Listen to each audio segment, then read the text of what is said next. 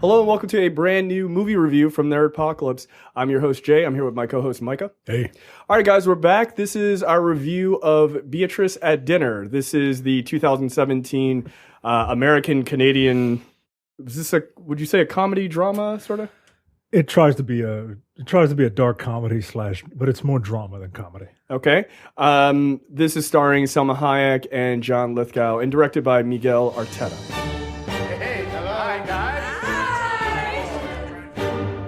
So, Doug, you build hotels? Once we built a hotel in Panama, and some locals blew up one of our trucks with bombs. When I first came to the United States alone... Did you come legally? Yes. The world is dying. Elephants are dying, bees are dying. It will touch you. I hope it will touch me in my private parts. You think it's funny? I think it's sick. It's not like we're beheading people or blowing up babies. Buenas noches. Bring it on. Beatrice at Dinner. Okay, so this movie, you saw it, I did not. I'm very interested in this movie. One, I am a Selma Hayek fan, as any red-blooded American man is. Yes, sir. But this also looked really good. So can you tell me the premise, and then I'll get your impressions? Sure. So the premise is Selma Hayek is this holistic healer. She works at a cancer facility, and she uses holistic techniques to heal her patients. Okay. She goes to the home of a wealthy client to give her a massage to the client. Mm-hmm. Her car breaks down. The client is having a dinner party. The client says, "Oh, you're like family. Come in with us and have dinner with us." Okay. And the night progresses. As the night progresses, she meets John Lithgow's character, who is a asshole real estate mogul. Yeah, so he's a Donald Trump He's analog. a Donald Trump analog. Right, yeah. And the two of them have conflicting ideologies, and the movie commences from there. Okay. All right, so your initial thoughts on this movie, and then your out of 5 score. So I saw the trailer for this movie, and I said, wow, this looks incredibly interesting. Yeah. Let's go see it. The movie is okay. I wanted a little more from it. Okay. The movie's only like 80 minutes.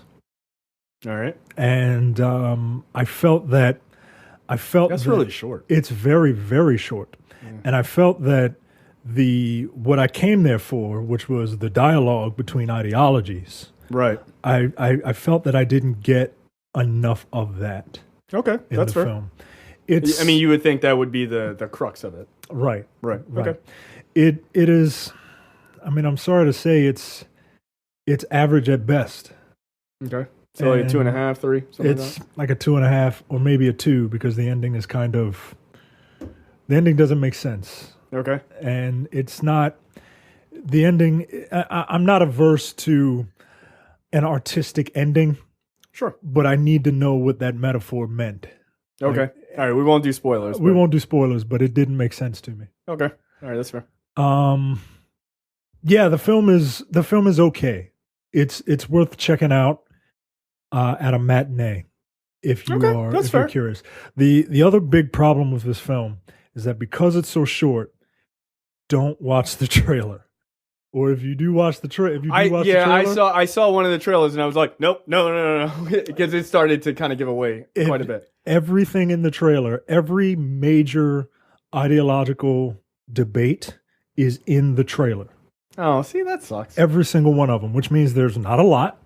Right. And because I just looked at the trailer again to refresh my memory, everything there, the good stuff is in the trailer, and then everything else is just kind of, okay.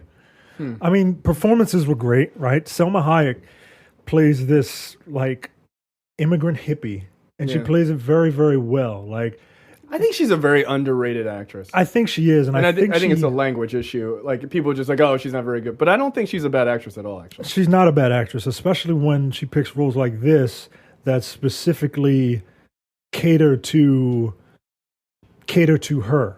Sure. Like she plays an immigrant who comes to this country and you know, she had to learn the language, so it makes sense that her accent is as heavy as it is. Right. It makes sense that she's somewhat socially awkward, particularly around these upper crust, you know, very, very wealthy people. Right. It's the symbolism is in your face of the haves and the have-nots. Yeah, I mean, that part from the trailer is more than overstated. Right. Which right. I actually don't think is a bad thing, because sometimes people don't really get things unless they're smashed over the head with it. So Right. I get that. Exactly.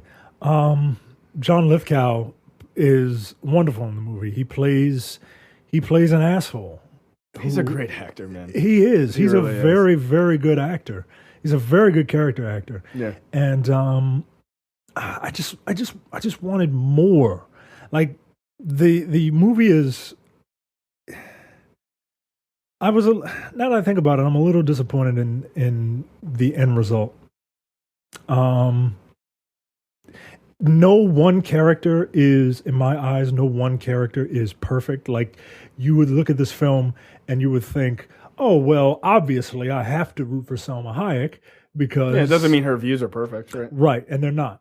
Okay, And- that I can respect, actually, because then you don't want that. In those kind of situations, it's easy to go for the good guy, bad guy sort of angle. Right. Oh, the lowly, you know, attractive immigrant woman versus the, you know, like harsh looking real estate mogul asshole. You know, Right. like it's easy to just kind of paint them as cowboys and Indians kind of thing almost. But that's kind of cool to see they tried to ride the line a little bit more. Yeah, they do just that. And the one debate that they have when everyone's in the living room, John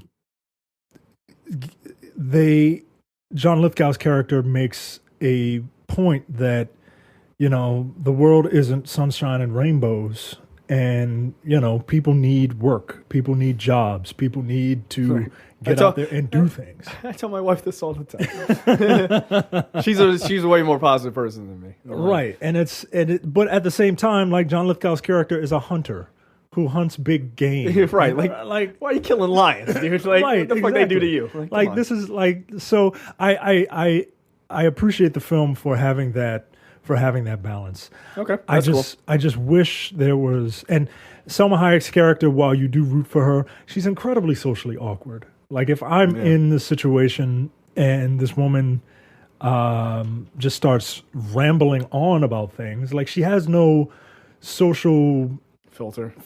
Yeah, She has no social filter, and you can tell, like, she lives alone, and you can tell she doesn't know how the flow of a conversation works. It just breaks in. Right. Yeah, I know a couple people like that. Yeah, that's super interesting. So all in all, just kind of to wrap up, needed a little bit more. Yeah. You were kind of, I mean, because this was touted in a lot of places as like the, you know, the first movie to really address, like, you know, sort of politics in the Donald Trump era. Like, that was literally one of the things I saw about it. I was like, okay, like, look, I'm liberal, so I'm like, yes, check, I want to see this, or I want to see how they handle this, you know, good or bad. But it sounds like they might have overpromised that. I think they did. That's a shame. They handled it fairly, in my opinion, but they didn't really get into it. Like, I wanted serious debate. I wanted you know, people fighting with their words. Yeah, I like movies like that. Yeah, I wanted battle scenes, verbal battle scenes, and verbal sparring with one another. You wanted a what's the guy? You wanted an Aaron Sorkin movie. That's what you wanted. That's You what wanted I Aaron wanted. Sorkin. That's what I wanted, and I did. Couple of walk and talks. Yeah, that's what you want. Now, like, it's so funny because, you know, on this channel, obviously we talk a lot about comic book movies and things like that. And actually, my wife and I just sat down and did this indie movie, The Book of Henry. And I mentioned at the end of that review, which is also what I will put at the end of this one, which is it's nice to take a break from those like big budget action movies to get movies that are far more focused on characters and dialogue than the spectacle, right?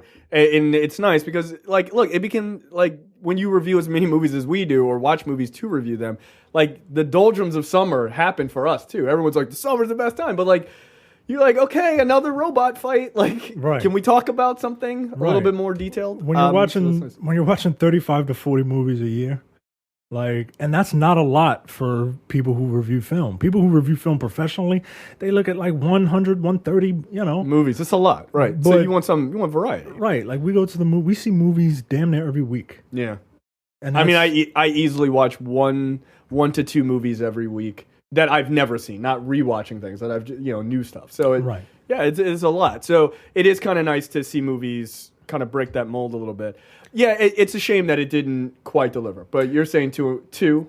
I'm saying it's a 2.5, maybe a 2. If you looked at the trailer and you still want to see it, I would go see it. Okay. But if the concept doesn't interest you, you are going to have a hard time in justifying. I have a hard time justifying a viewing, and I mean, we're not going to get into spoilers, but one of the characters does something towards the end of the film that it just doesn't fit with that character that we have established, beforehand, and it really just kind of undercuts everything that character does. That's interesting. In the film. So the ending left me sour. This film had a lot of promise, in my opinion, and it's just okay. Okay, that's fair. All right, guys, that is it for this movie review of Beatrice at Dinner. Obviously, if you're watching this, make sure you subscribe to our YouTube channel. We have movie reviews of all sorts of movies, ones with giant robot fights mostly, but also indie movies like Beatrice at Dinner. So thank you, Micah, and we will see you guys next time. See ya. Bye.